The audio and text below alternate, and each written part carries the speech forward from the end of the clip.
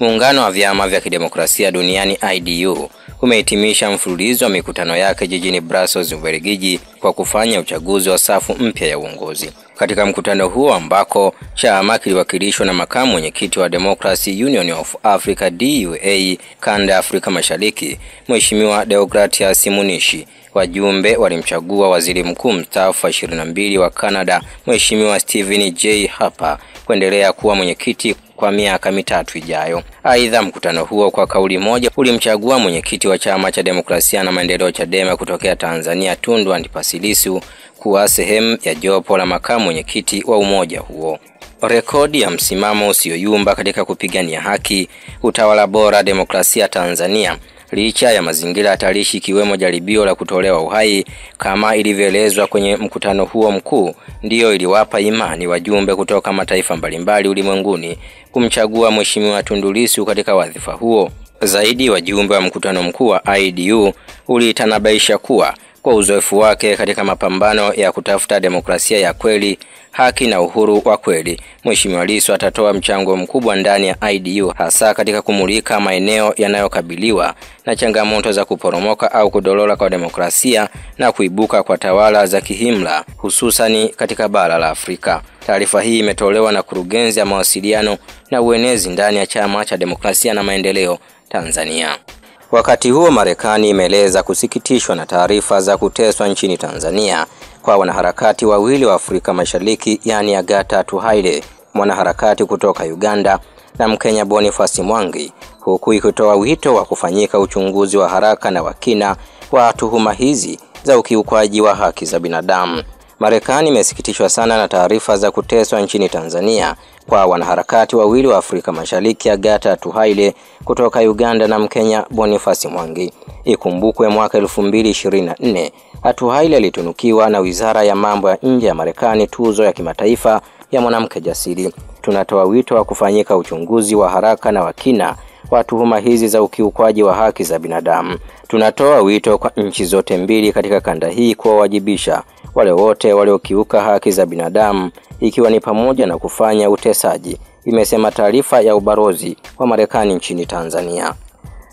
Wakati huo, mwanasheria mashuhuri nchini Tanzania na rais wa chama cha wanasheria Tanganyika TLS Boniface Mwabukusi ametangaza rasmi kupitia mtandao wake wa kijamii wa X kuwa hatagombea ubunge wala nafasi yoyote ya kuchaguliwa katika uchaguzi mkuu mwaka huu.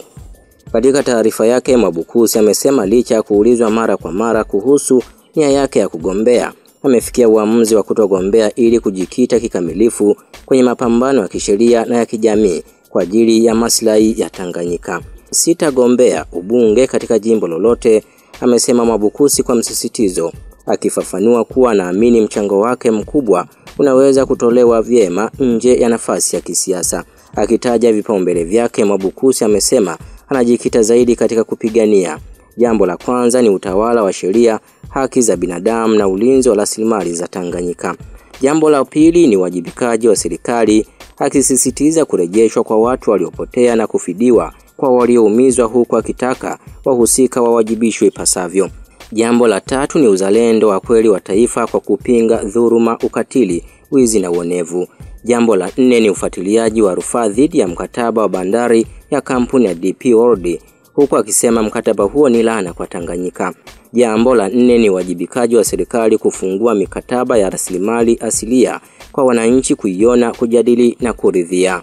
Jambo la tano, kushirikiana na wananchi wa pembezoni katika kulinda haki ya kumiliki ardhi dhidi ya wawekezaji wa ndani na nje. Aidha, Mwabukusi amesema vipaumbele hivi vinaweza kufanyika kwa ufanisi hata bila ya kuwa mbunge, na kwa hiyo ameamua kuendelea kutumikia nafasi yake ya sasa ya uongozi ndani ya TLS kwa kujitolea.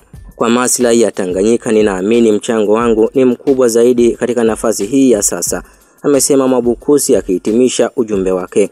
Wakati huo, Chama cha Mapinduzi CCM kimesema maandalizi ya mkutano maalum wa taifa yamekamilika kwa asilimia kubwa na unatarajiwa kuandika historia mpya katika uendeshaji na mwelekeo wa chama hicho kuelekea uchaguzi mkuu mwaka huu.